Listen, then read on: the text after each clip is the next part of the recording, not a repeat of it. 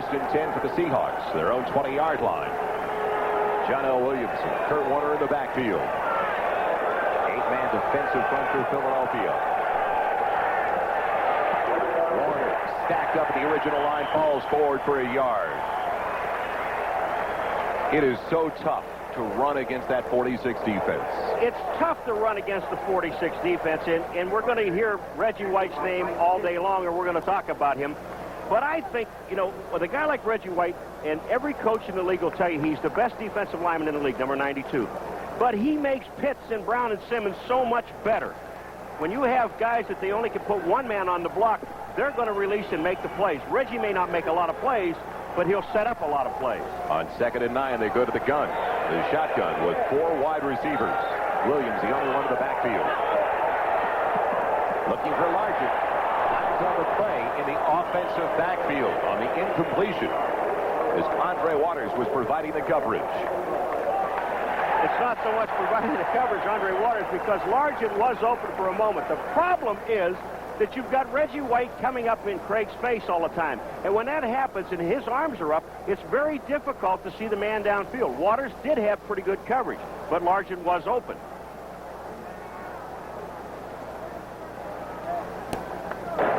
Holding, number 54, offense.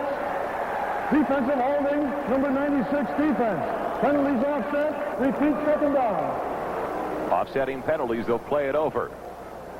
All right, when you see Largent, number 80, coming down, and Waters is to the inside on him. Now watch for just a second here. See, Largent is open, but the problem is that the ball had to be thrown too fast by Craig. All right, here's Reggie White. Now the blocking is one-on-one. Visual's got him up in there, but you see the guys are sitting in his face. Pitts, number 74, is there, and when you can't see the receiver, it's hard to throw the ball to him. 2nd and 9 all over again for the Seahawks at their own 21-yard line. Simmons jumped. Flags up into the air. They complete it across the 30. They get it out to Brian Blades. Good enough for the first down, but let's find out if it was the Eagles jumping off or they were drawn off by Seattle's offensive line. Eagles offside. It'll be the first down of the day for the Seattle Seahawks. Number 96, defense, penalty decline, 1st down. All right, Joel, we've seen the pass plays so far. Okay, David Craig, and they told us yesterday, they're going to have to shorten up the routes. Blades, a little slant in, 9-yard slant in play. The one they just threw the play before to Largent was about an 8-yard pass pattern because they just don't have the time. They don't have the personnel to block 8 people. 1st and 10 for Seattle outside their own 30. Single to each side. There's split. Warner and Williams in the backfield. It'll be Williams across the 35. He's up near the 36.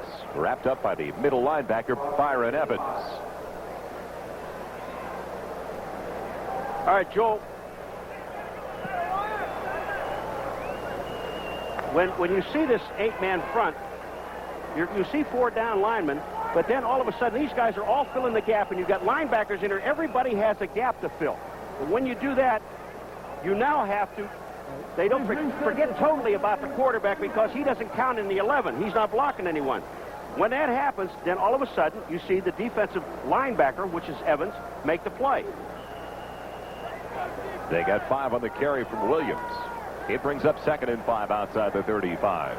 And Elroy Harris, the new running back, as Kurt Warner hobbled off the field with Largent in motion. Harris, first carry of the day, breaks tackles for a 1st down across the 40. He's got it to the Seattle 42-yard line where he's tripped up on the strong safety Todd Bell. While we were looking at the telestrator, Paul, Kurt Warner left the field holding onto his upper thigh. He's back. He's back into the game now.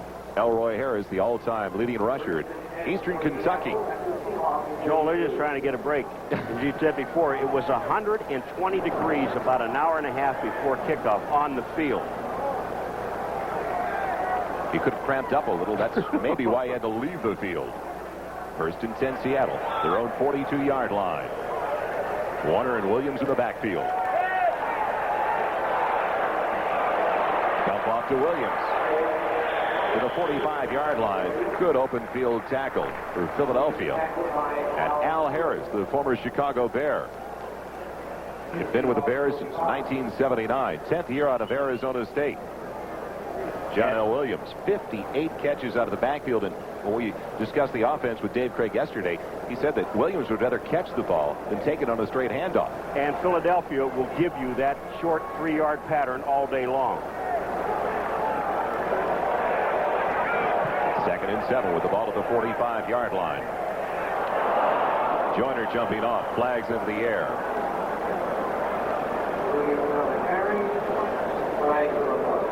We'd like to welcome those of you joining us from the Bengals-Bears game, where this afternoon the Bears beat the Bengals by a field goal. I'm Joel Myers along with Paul McGuire. We're at Veterans Stadium in Philadelphia, where the Eagles already have a 7-0 lead. Seahawks have the ball and right now are discussing what appeared to be an offside call against Seth Joyner, the left side linebacker. The other problem was that Brian Millard, number 71, he jumped before the ball was snapped. Now the question is, are they going to call double foul?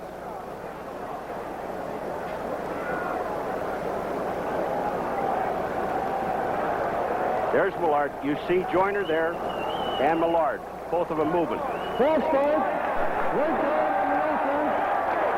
He cleared out as opposed to clinching. The defense calls the movement with the charges against the offense. The defense is warned for the balance of the game. They can't repeat that same act. Now, are you straightened out, Mr. McGuire? Totally. I have no idea what he's talking about. Joyner's not allowed to intimidate him anymore. I thought that's what defense was all about. Intimidate the offense as much as possible. So Seattle gets a penalty and Philadelphia gets a warning. And don't taunt them anymore. That's right. I love that. It'll be second down. Chuck Knox Repeated. is totally upset. They take it back to the 40-yard line. I think that's the first time he's seen that kind of call as well. That's Rule 1174D on page 112. If that falls just behind the new noise rule. It's 2nd and 12. The ball at the Seattle 40-yard line. Craig working with 4 wide receivers and Steve Largent in motion.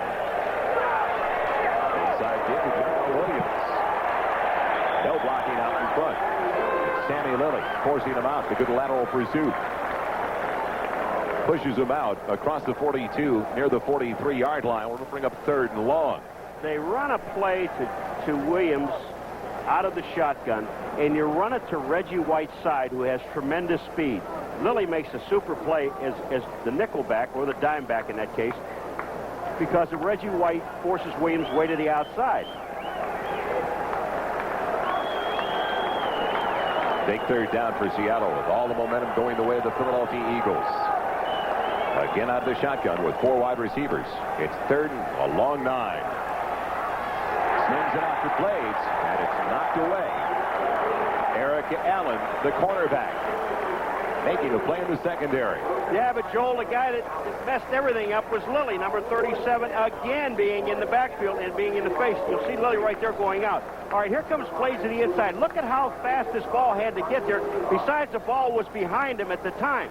But the man who really makes the play is Lilly, number 37, the defensive back who had the blitz on.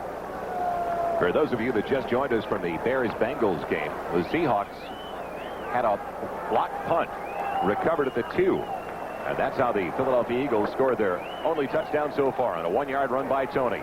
Williams back deep. Rodriguez gets into this one and hangs up a beauty. Williams will take it back at the 12.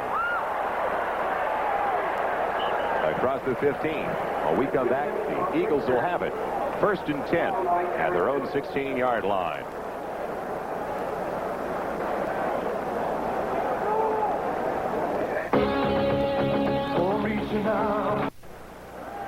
The Philadelphia Eagles with a 7-0 lead over the Seattle Seahawks, and welcome back to Veterans Stadium once again. Along with Paul McGuire, I'm Joel Myers, and the special teams coming up big in the early going for the Eagles.